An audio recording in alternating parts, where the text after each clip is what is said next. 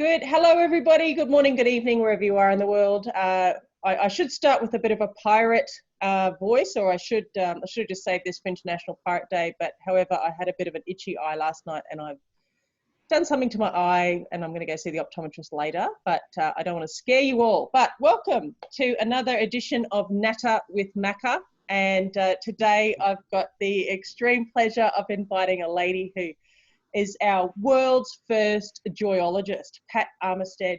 She's her first career was actually as a registered nurse, so I should actually show her my eye and tell her to give me a diagnosis. But now she's a multi-award-winning speaker who's toured internationally with Patch Adams. If you haven't heard of Patch Adams, you haven't lived, and go Google him. She's spoken alongside speakers such as Jack Canfield, of course we all know Jack, and Dr. John Demartini, which is incredible. Pat is Australasia's answer to Patch Adams. She has been likened to a spiritual midwife, delivering people out of darkness. She brings hope where it appears there is none, compassion where dignity is missing, and joy where there is despair. So, author of Antizac, a joyful prescription for the unhappiness epidemic. Please, everybody, welcome Pat. Oh, thank you so much. How's your day? Yeah, awesome. Thank you. I bought my grandson a pirate hat. Yes. And I was so wishing that I had it here. Funny, right? I can pop it on your head. That's the universe going, okay. I've actually got a pirate hat in my dress-up kit. I should have got it. So, Pat, you've certainly had your share of your own grief and turmoil in your life, including losing a child, having cancer, and a divorce. Tell us a little bit about at what point was it that you realised that instead of taking the victim path, that you launched yourself as a joyologist? Well, it'd probably be all of those other losses I coped with. But when my partner of 20 years left with another woman, his parting words to me were, "No, I don't love you, and I never loved you." And in that moment, at that time, I thought, if that's true, then everything I've ever known is not true. And so I disintegrated and was depressed for a time. And my doctor wanted to medicate me. And I kept saying to her, no, I have every reason to be sad, actually. You know, all of these successive losses over a 4-year period helped me deal with my grief. So she wasn't the answer, and I went on a journey to find something else because I just felt committed that pills weren't the way. And that's not negating that they're not useful for some people. They are. And two things happened. I went to a grieving seminar, and then I had a conversation with a magician in South Australia, all on a window of about 4 hours.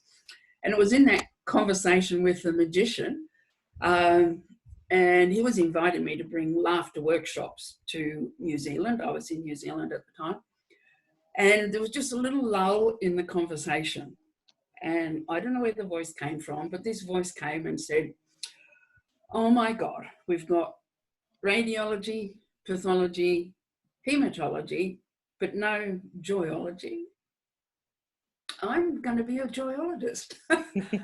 So I had no idea what that meant. And to condense the story, I went and learned laughter yoga because that's what the magician was doing. Came back and didn't know what I was going to do with that. So when you're in doubt, get clever. And so I did a pilot program in aged care and taught these oldies laughter yoga.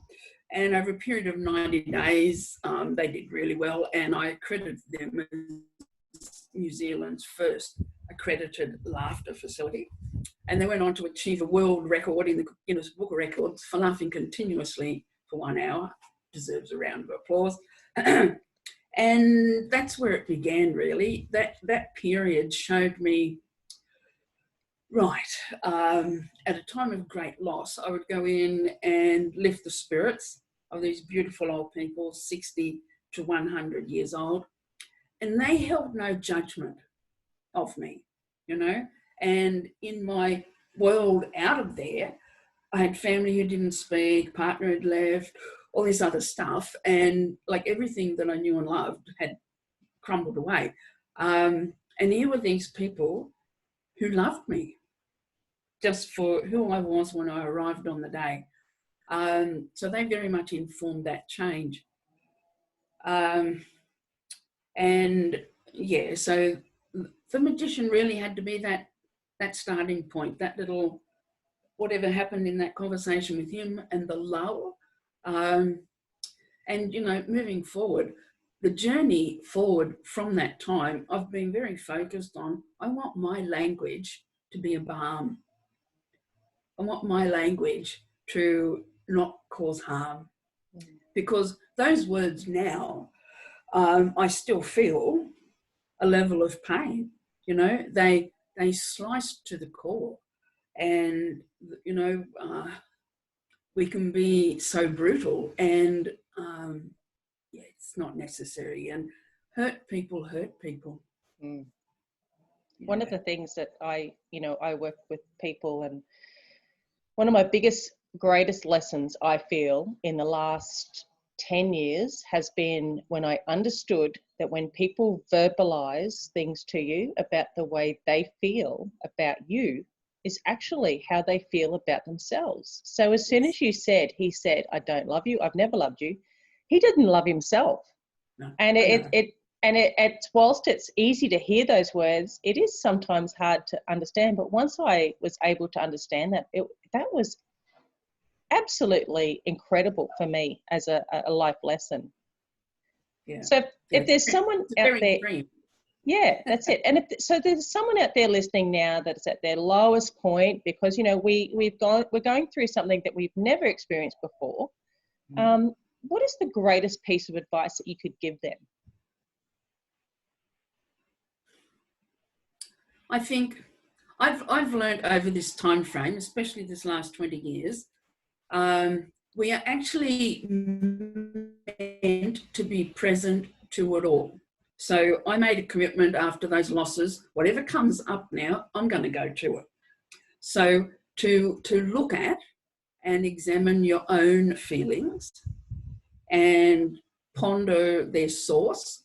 Why am I feeling? You know, how has this triggered me so much? Why am I feeling this low? Is actually to bring you to a place of rising. You begin to rise above it, and you can, I always ask, what's the gift for me in this? Like, it might seem there's no gift, but there invariably is. There's a gift. And, you know, the gift for me with, well, let's say with the loss of my child, was I learned a level of compassion. And I thought I was pretty compassionate. I don't think I was not. But, oh my God, I know now in the passing parade that almost all people are hurting at any one time, but we put on a front. So, you know, in this time, I think it's really important to reach out and to say, I'm not having a good day. I'm finding it really hard, you know, I'm upset. I can't stop crying. I just feel scared. So, and, you know, something expressed is released. And to, you know, we've got to become more self-responsible. Mm-hmm. That's one of the lessons that I think this episode is teaching us, and we've got to claim back our power, claim back our mojo. And, you know, we all have many individual gifts and talents, but up until now, we've honoured sport and academia. Creativity, spiritual expression, nowhere near honoured as much. But I think that's going to shift. So we all have a contribution to make with our unique gifts and talents. And I've done it myself. We all afford these other people whom we think are gurus, some kind of elevated space. And here we are today. And guess what? We're the same. You know, we're exactly on the same page. who knew it would come to this? And there is a certain devastation around that, but it's an even playing field. And for the first time, we don't have to compete. The universe, I believe, is teaching us to co-create and collaborate in a way that we've not done before. And to share, I did it the other day. Last Saturday, I put my feet on the floor when I got out of bed, and I suddenly just felt lost. And it's a long time since I'd felt that, oh my God, like goosebumps now, it's telling you. And it's like, oh my goodness, whoa. And so I've done a lot of work, personal development, spiritual, going within. And so I went and sought a colleague who does a particular meditation process and accessed that in an hour. I was good. If he hadn't been available, I would have just done something, because we've lived out there for so long, and now we do need to come back in and examine, who am I really? How am I showing up? And if I'm being triggered, what's that about? Yeah. Why am I fearful? There's actually, yes, there's an element of risk with what's happening. No, there's no disputing that.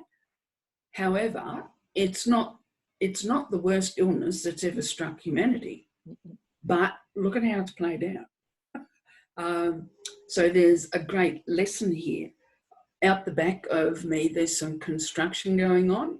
So it's, the day is normal. Yet I turn on the TV and it's like, oh my God, there's crises. And so we've got all these different realities, and we need to know a little bit so that we're informed, but then we need to come back in. Yeah, I agree. And that's a journey. So if we create daily habits, like my morning practice, and I'm not 100% consistent, however, I do a 5-minute stretch, a 10-minute cardio, I do a meditation, I do my gratitude journal. I specifically state the desires that I'm feeling at the time. And then I've got some other notes: work to your schedule, swim daily, etc. And then some evening practices. Now, I don't always do it. However, I know if I want to experience a level of peace, I need to do that. Right? And the daily practice gets me in the groove of it. And there's I have a saying I use all the time: you can't be anxious and laugh at the same time. So you can't be anxious and I'm going to write 3 gratitudes. So you can't be in the two. So the more you can get in a little discipline of finding other spaces to sit yourself in, you'll find yourself leveling off. Yeah, I love that. Yeah. Yeah. So true, Pat. And, I guess in the last 5-6 years, I've, opened myself up to how the mind, really works, and my spiritual side. And I think at the moment, I'm in the middle of a 21-day meditation. Now, the most I've ever meditated is probably 4 or 5 times ever in my life. So I'm loving that. And it's actually what you say about getting a daily practice. It's finding what works for you, and then, just doing little bit each day. Is that Deepak's one? It is, yes. I'm loving it. I've just signed up for that, yes. Yeah, love it. So tell us a little bit about, how did you get to work with Pat Adams? Well, I lived in New Zealand for 20 years and just recently returned to Australia. I met a lady over there who had toured with Pat. She was an older lady in her 70s, and we met up for a coffee. She was all about laughter and fun, and over that coffee, she was showing me some photos of her tour with Pat through Russia's orphanages.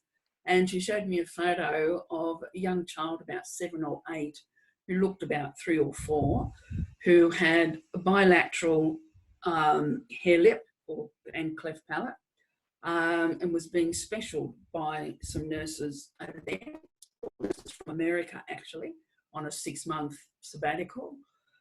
And so this child was receiving awesome care. But when that was finished, it would be back to pretty slim chances.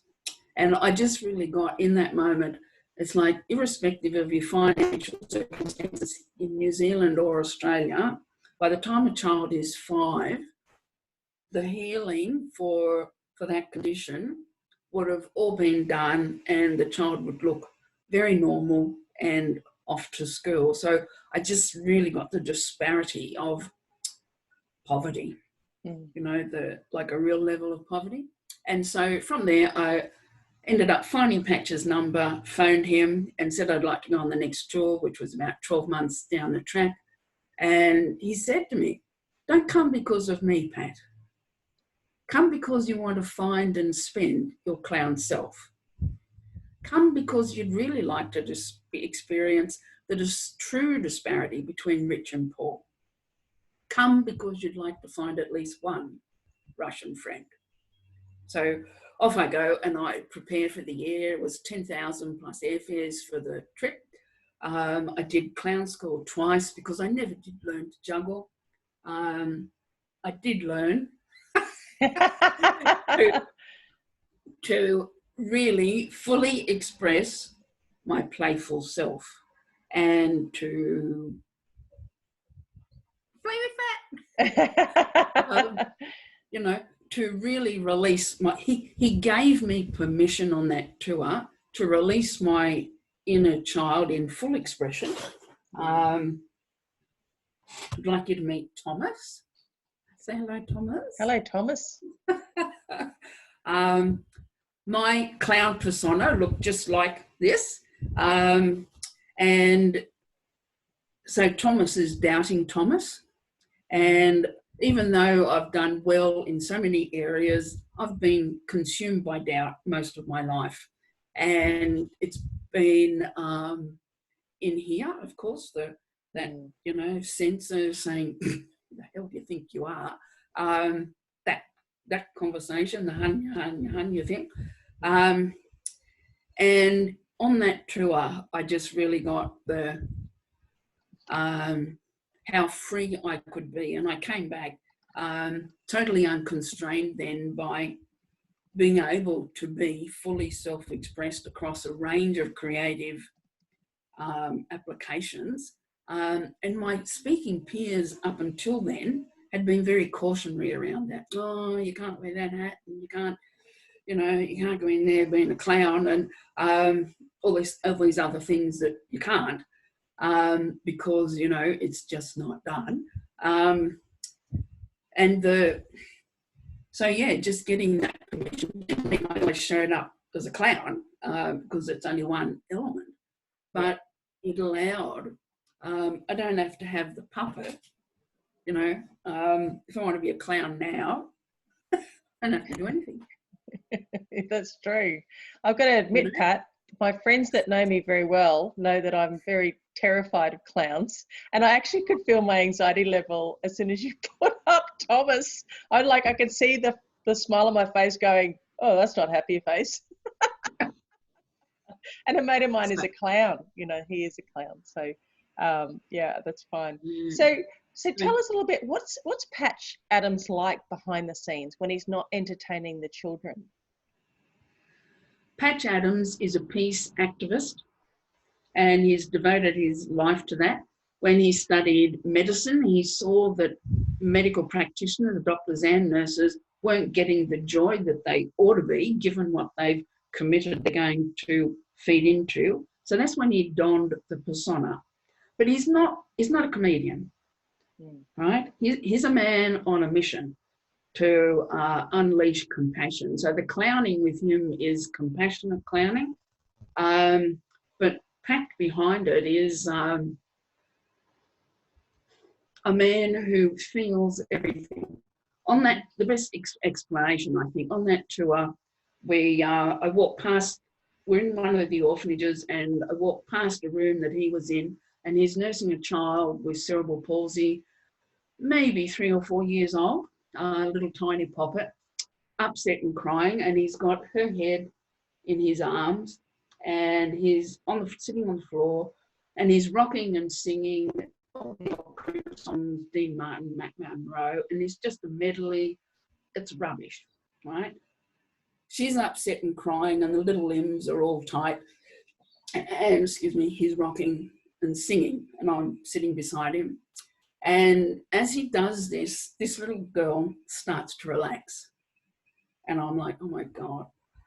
And as she starts to relax, he's still singing, he starts to cry. Tears start rolling down his cheeks and mine. And so he's still singing and crying and rocking. And this little girl just totally relaxed. And I've never seen that. 16 years nursing, I've never seen anyone with cerebral palsy being able to find that totally relaxed space. So he's still rocking and singing.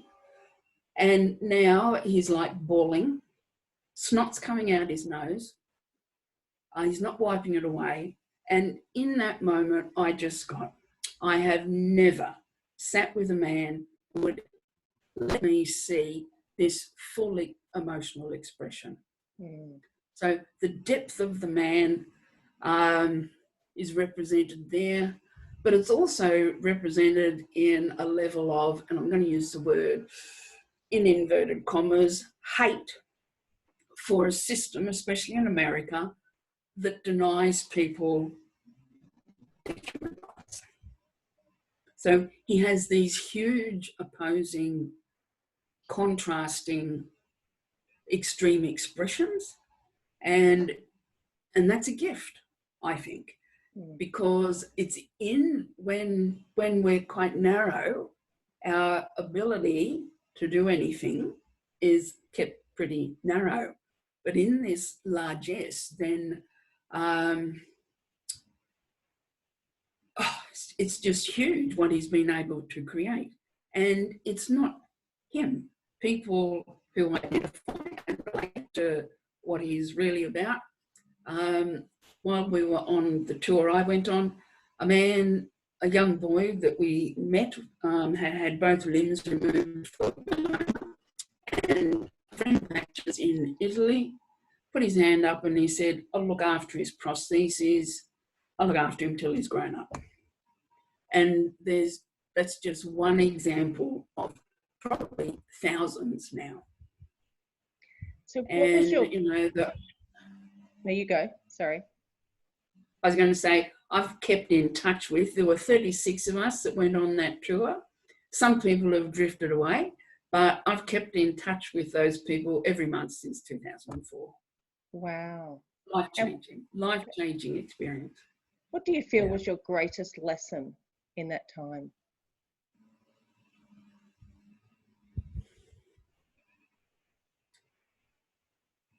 I really learnt to be present. My first day, and the first couple of days probably, I looked very much like Thomas in terms of being made up. The outfit was the same, but being made up. And I quickly came to see I don't need the makeup. I don't even need the nose. I just need to be like, how do you relate to 14-year-old Russian boys, teenage boys in a little huddle who are thinking, oh, you mimic them, So I got really present to, again, the inner body, and I came home feeling more vital and alive than I've ever felt in my whole life, and it was because I experienced it all. We saw some devastating situations, everyone wanted to bring home a bunch of children. The circumstances, 1.5 million children live in circumstances you and I have not even peeked into. And we are so lucky, like even the unemployed. So yes, that's not the best position. However, we are looked after. They're not. Yeah. So, I got full permission to really speak for what was in my heart, and to learn not to take on the naysayers. So I think that was my biggest thing. So I went from doubting Thomas to enduring faith. Yeah, lovely. Mm? Beautiful. When you were diagnosed with cancer, I'm a stage 2 melanoma survivor, but when you were diagnosed with cancer, how did you approach that? And what do you think was the key thing that got you through? I wasn't as conscious back then. Initially, I was very frightened. I had a couple of smaller procedures. It was cervical cancer, but had spread into the uterus. And I was a nurse, so I just knew too much. So very fearful. And the surgeon that I had was not the gentlest man. I remember him drawing a picture, and he said, it was Friday afternoon, 3:00, that he gave me the results. This was the first time. And he drew this uterus on, or he had a drawing of a uterus on a page, and he starts stabbing the page and making holes in the page with his pen. This is how quick it spread back. And I'm like, oh my God. And then he says, so we're putting you in Monday. And I'm, oh my God. And I smoked back then. I go across the corridor to the anaesthetist. He says, well, you needn't think I'm going to anaesthetise you. And my world drained out of me. It was like, why? He said, you smoke. So I gave up smoking in that moment. And, I think I kind of just was a bit shell-shocked in that very early piece. 6 months on, I had lost half my body weight, best I've ever looked, in the slim. But yeah, I was very frightened, and I thought I was going to die. I just thought, this is it. It just doesn't seem to be working. And then one day I just woke up, and it was like, damn it. I'm resilient. And I said that probably 1,000,000 times out loud, all day, every day. And here I am. So, I don't know what happened in that little window, but we have our will to live is extraordinary. The people who have survived jumping off, what's that big bridge in America? A lot of suicides happen off that bridge. Yeah. People who have survived say, the minute my hands left the rail, I knew I didn't want to die. So most people don't want to, but so many, and this will affect it even more, what's happening at the moment, have looked out and not seen hope. Yeah. And I think that's been my gift. I've been able to, even before Joyology, right? As a nurse, I was always in matron's office because I was doing too many naughty things on the ward. Painful stuff. But, breaking the rules. Back then it was starched uniform and pretty prim. But even back then, when I was unconscious, I was still doing it then. So, that imp in me was still alive. And I never knew I was going to be a nurse. I wanted to be an artist. However, I'm appreciating now I've developed my compassionate and creative self. I worked for 11 years in my own advertising agency. And now I can meld the two to serve humanity. And we sometimes find it hard to, my intention these last 20 years is to be a voice for all that's joyful about humanity. But it's taken me a long time to say that with confidence and own it, because it's Yeah, a big statement. it is a big statement. I was about to ask you, Yeah. what is your mission? And you've just answered it without me asking. So, and then, like Pat on the tour, sitting with Pat one day on the bus, he said, "So, what's your what do you call it? What's your love strategy, Pat?" And I'm like, "Oh, I don't really have one. I've got a marketing plan. Does that help?" And he said, "No." He said, "I tell you what," he said, "you go home and you sit down and you write me 2,500 words on what you think your love strategy is and send it to me." So I'm always up for stuff. I come home and I do that and send it away. And he wrote me back, and I've got it in a big frame next door. He always sends cards. You can't email, Patch. You've got to write. And he sent a card saying, "Bravo, well done. For the first time, somebody has replied. All those years, all his outreach, every time he talks, he invites people, what's your love strategy?" And people don't answer because they don't know. Yeah. And it's time. Well, okay, I didn't know either, but I just wrote what I thought. And, when I look back, I actually haven't changed it because I thought I never want to lose touch with that. I'm not going to write a new one. That's what I wrote then. I know a deeper level now, and I haven't felt called to, I need to correct it. Because I'm just, seeing where I was. My sister said to me, "Oh, best thing that ever happened to you was mother's inheritance." And I thought, no. And I've got 100 stories about how I've contributed to humanity in many and varied ways. And it's like, there it is. So, to claim that, and that's what I've been here for. Beautiful. And I'm not Love done it. yet. I love it.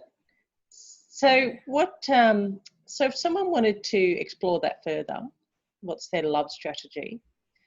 Can you explain a little bit more about what your thoughts on that was, or how someone might be able to do that, how they start, what's it involve, I guess?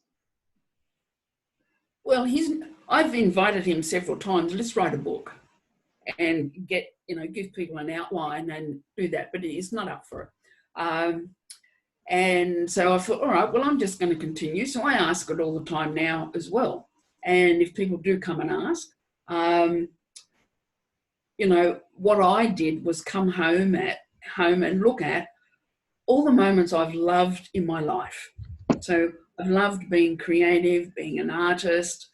There's been various expressions there. And then I've been involved with many and varied community groups, ambulance service, fire,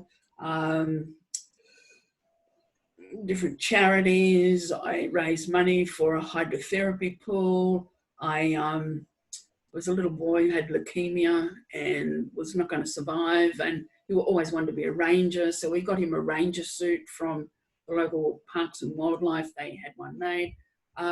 There are all of those, right? Those outreaches to humanity, and they don't have to be big.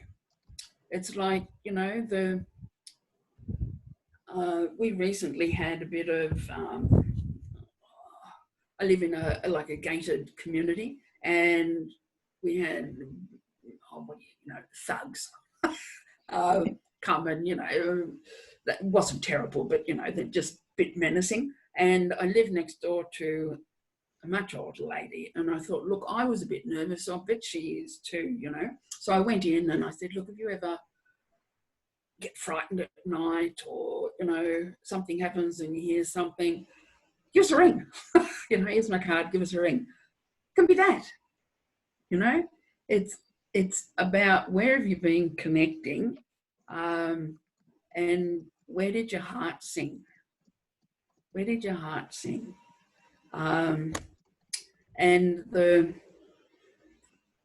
you know, the more authentic we've been able to be, I think, through our life, then the more of those we'll have. And you know, we've got contrast of some people experiencing severe illness at the moment, but we've also got, on the other hand, people demonstrating love that they weren't actively doing before. So even talk about contrast. My first relationship was violent for 3 years and I tolerated it. And I share sometimes with clients, there were times when I would lie in bed and I would imagine stabbing him. I had murderous thoughts, really murderous thoughts. I didn't act on it, but they were there. So we do have this, and when, like you're nodding, when we share that with other people, you're going to be surprised. They'll not. They mightn't have had exactly the same thing, but they'll have had something similar. So they know, and because we haven't connected much up to now, right? It's been doing what we're doing. Now we're in this place we're really being invited to fully connect. Then we're going to see, oh my God, you're just like me. Mm. Absolutely. Mm. So tell us something about, what about a song that when you hear it, it either lights you up or you think, oh my goodness, that describes me to a T. Do you have a song like that? Yes, I do. You know Celine Dion's song, I Am Alive? I use that now to open my keynotes. I have the MC say, I've got a surprise for you. I'm behind my banner. The audience are there waiting, and I come out and I do this choreographed, improvised routine, giving expression to the song. Then they introduce me using that information I sent you, which begins with, it's hard to believe there's a time when Pat Armitstead was not glad to be alive. And at the turn of the century, I could have, you know, made another choice because I thought everything was gone. Mm. But when I owned that I have every right to be feeling all of this pain and sadness, look at it, look at the trail, I have every right to that expression. And, you know, I said no to that doctor and I found another one. And the next doctor I found listened to me and my story for 90 minutes. And then he got his guitar out and he sang me a song. Contrast. Yeah. Yeah. Choice and contrast. So, you know, what we say no to, even just pulling up our boundaries around something. And getting back to that song, so I love that song now. People come to me afterwards and say things like, you know, when you started doing that acting out thing, I didn't really get it. But then you gave your talk and I started to cry. So, you know, our gestures and what we express. And in the beginning, I had lots of coaching to do that routine because you can't be in the headspace of thinking, oh, I hope they're getting it. I hope they like it. What if I'm not good enough? What if the gestures aren't spot on? You lose it. You have to just totally be in your body with the song. And my acting coach, we worked for 3 months to do this, and she would even start the song 60 seconds in, 45 seconds in, etc., so that I knew it off by heart. Then I could be natural. Yeah. and in the flow. So it's about, like, even getting back to the morning practices, being consistent. I play I Am Alive every day. Love it. Love it. Because I want to be, you know, and I know stuff's happening out there. And, you know I need to stay in here and do stuff, and I'm single. So there are times when I experience a lot of loneliness. I'd love to have a partner, but here we are. This is it today. So I know you don't like, I've got Thomas. But I don't like him. It's not that. And he's my laughter icon. Mm. So that's the other thing. Find yourself a laughter icon. Could be anything. Something that is a visual, warms your heart, makes you smile, brings out just because laughter is energy released. Mm. And to be able to, like the conversation we've been having, our brains, the frontal cortexes have been open, and we are both pouring oxytocin. Yeah. Oh my God. So it's not felt quite so much here in the remote thing, but it's there just the same. So I'm infusing my environment, and the same with you. And that filters out. It's a drop of pebble in the pond. Yeah. And Oh, sorry. Yep. I was going to say the other thing is find a mentor, Mm. somebody who'll help you. If you're really struggling, someone who will help you. Yeah. Can I check in with you? Yeah. Yeah. So tell me someone that you would love to meet, even whether they're alive or dead.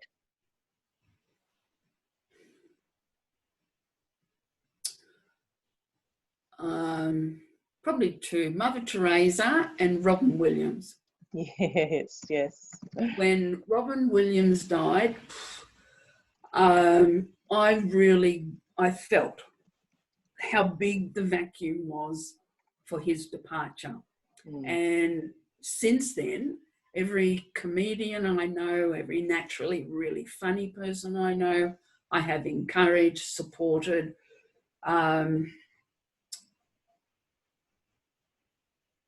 to be in that space, because I felt responsible. We're responsible. We need to step up now. And with Mother Teresa, she never had any money. Mm. But look at what she did with other people's money, and she was absolutely true to her values. She would never go to a war rally. Invite me to a peace rally, she said, and I'll come.